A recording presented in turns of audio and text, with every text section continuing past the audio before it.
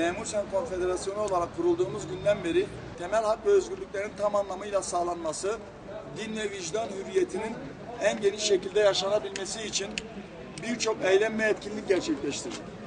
Savunduğumuz değer ve ilkelere yönelik dayatmaların da her zaman karşısında durduk.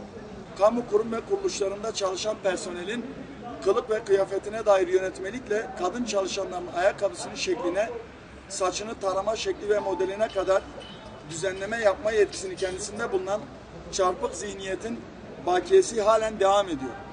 Bir yanda büyüyen Türkiye ideali, bir yanda kılla ve tüyle uğraşan tek tipçi devlet mantığı. Karşımızdaki tablo şudur: milletin seçtiği vekiller kendi kıyafetini seçememektedirler. Başbakanı, Cumhurbaşkanını seçen kadınlarımız çalışma hayatında kendi kıyafetini seçememektedir. Başı açık çalışabilen kadınlar varken başını örterek çalışma hakkını kullanamayan kadınlar gerçeği de göz ardı edilmemelidir.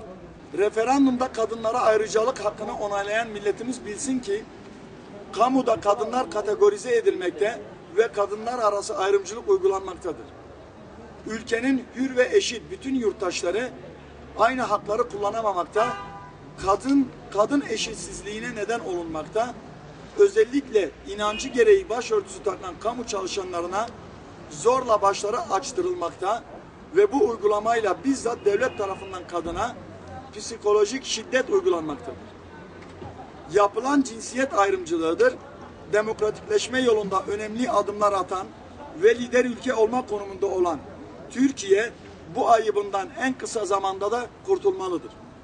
Bizler de ülke genelinde kamuda kılık kıyafet özgürlüğü için 10 milyon imza kampanyasında ilimizde kan bağışı ile ilgili kurduğumuz kan çadırımızın hemen yanında aynı zamanda 10 milyon imzaya destek amacıyla stand açmış bulunuyoruz.